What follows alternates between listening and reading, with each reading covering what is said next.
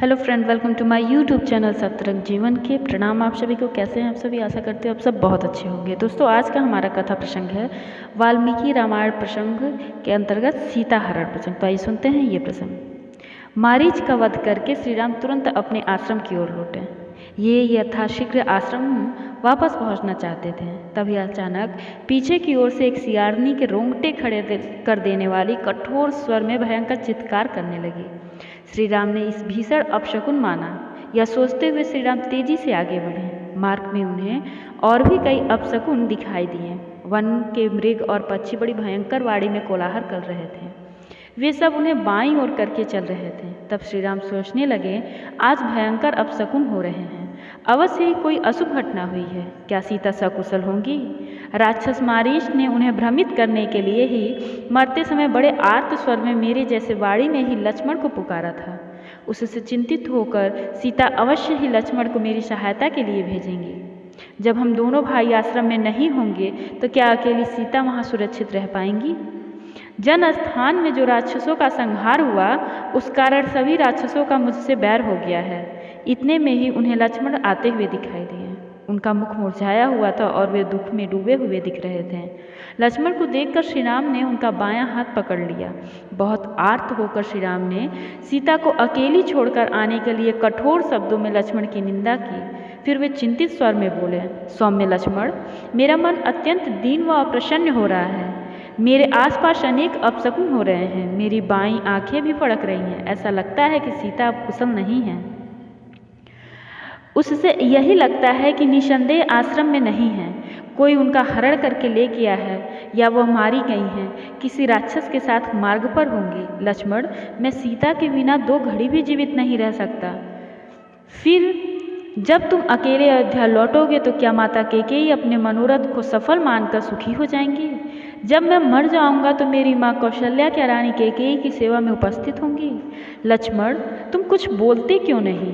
तब लक्ष्मण ने उन्हें बताया, भैया, मैं अपनी इच्छा से उन्हें अकेला छोड़कर नहीं आया। मैंने उन्हें बहुत समझाया कि देवताओं की भी रक्षा करने वाले मेरे भैया कभी अपने मुंह से बचाओ बचाओ जैसे कायरतापूर्ण वचन नहीं कह सकते, लेकिन उन्होंने यह नहीं माना।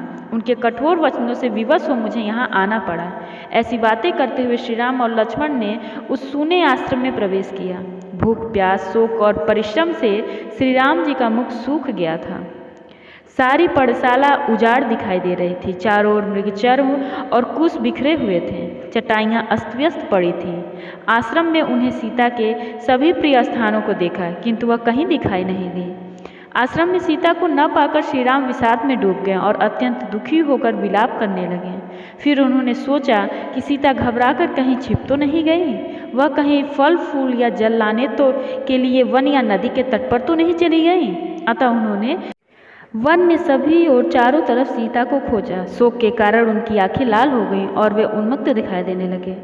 जब सीता कहीं नहीं मिली तो शोक से व्याकुल होकर ये लक्ष्मण से कहने लगे, लक्ष्मण, सीता के बिना मैं प्राण त्याग दूंगा। जीवित रहकर मैं किस मुँह से अयोध्या वापस जाऊं और मरने पर परलोक जाकर भी मैं पिताजी को क्या मुँह दिखाऊं? वे ताना देते हुए मुझसे कहेंगे कि मैंने तुझे 14 वर्ष वन में भेजा था, पर तू मेरा वचन झूठा करके समय पूरा होने से पहले ही यहाँ चला आया। तुझे धिक्कार है। तब मैं क्या उत्तर दूंगा? उनका शोक देखकर लक्ष्मण ने उन्हें समझाया, भैया, आप इस प्रकार विषाद न करें। आप मेरे साथ मिलकर जानकी को ढूंढने में प्रयास करें। वे यहीं कहीं होंगी। हम साथ मिलकर खोजेंगे तो वो शीघ्र ही मिल जाएंगी। यह सुनकर दोनों भाई पुनः सीता की खोज में लग गए। बहुत ढूंढने पर भी जब सीता को न पाकर श्री राम अंत शोक से विलाप करने लगे। सीता के शोक में व्याकुल होकर रोते हुए श्री राम को देखकर लक्ष्मण का मन भी अत्यंत व्यथित हो गया और वो घबरा गए। फिर भी उन्होंने श्री राम को सांत्वना देते हुए और दोनों भाई पुनः वन में नदी तट पर सर्वत्र सीता को खोजने लगे। अब श्री राम वन के वृक्षों, पर्वतों, पुष्पों, भंवरों, मृगों, हाथियों और नदी से भी पूछने लगे कि क्या तुमने सीता को कहीं देखा है? और पागलों के समान वे हर दिशा में सीते सीते कहकर पुकारने लगे।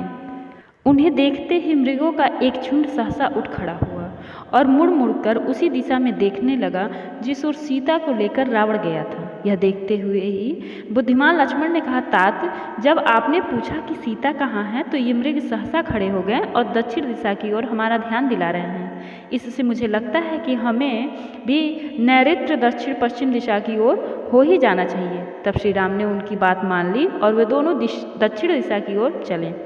मार्ग में उन्हें कुछ फूल गिरे हुए दिखाई दिए। तब श्री राम ने दुखी होकर लक्ष्मण से कहा, लक्ष्मण, मैं इन फूलों को पहचानता हूँ। मैंने यही फूल सीता को दिए थे और उसने इन्हें अपने बालों में लगाया था।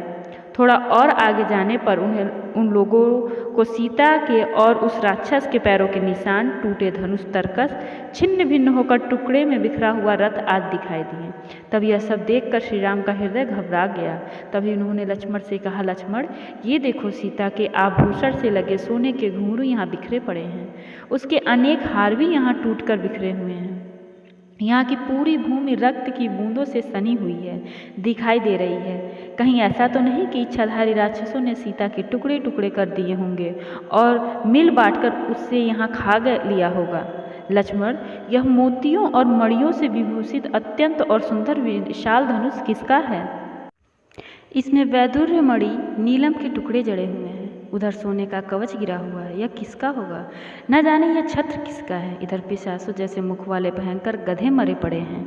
इनकी छाती विशाल कवच से बंधे हुए हैं।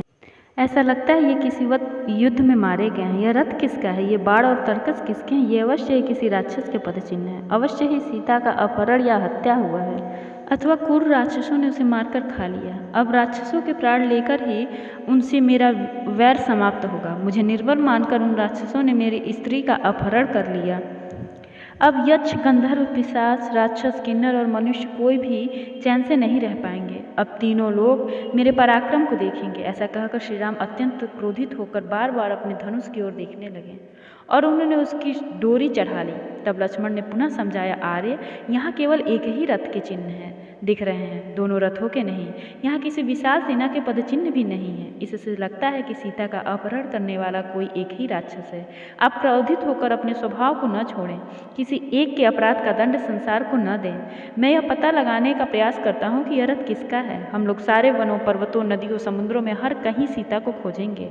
बड़े बड़े ऋषियों की सहायता लेकर उसका पता लगाएंगे। शांति से पूछने पर भी यदि सारे संसार में कहीं सीता का पता न मिला तो अवश्य ही आप क्रोधित होकर सारे संसार का संहार कर दीजिएगा। किंतु अभी आप इस प्रकार शोक और क्रोध मत कीजिए। यह सुनकर श्री राम पुनः अनाथों के भांति भीषण विलाप करने लगे। तब पुनः लक्ष्मण ने बहुत प्रयास करके उन्हें शांत किया और फिर दोनों भाई सीता की खोज में आगे बढ़े। कुछ ही दूर जाने पर उन्होंने विशाल शरीर वाले पक्षीराज जटायु को भूमि पर खून से लथपथ पड़ा देखा। पहले तो श्री राम ने उसे भी राक्षस समझकर धनुष तान दिया था, पर तभी अचानक दीनवाणी में बोलते हुए जटायु ने उनसे कहा, आयुष्मान, तुम जिसे ढूंढ रहे हो उस देवी सीता को मैं और मेरे प्राणों को भी रावण ने ही हर लिया। ऐसा कहकर जटायु ने रावण से हुए संग्राम का वर्णन दोनों भाइयों को सुनाया। यह सब सुनकर राम और लक्ष्मण दोनों ही शौक से विह्वल हो गए।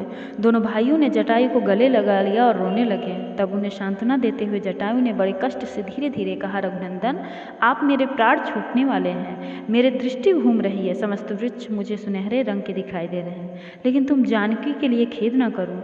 रावण जिस मुहूर्त में उसे ले गया है वह विंद मुहूर्त था।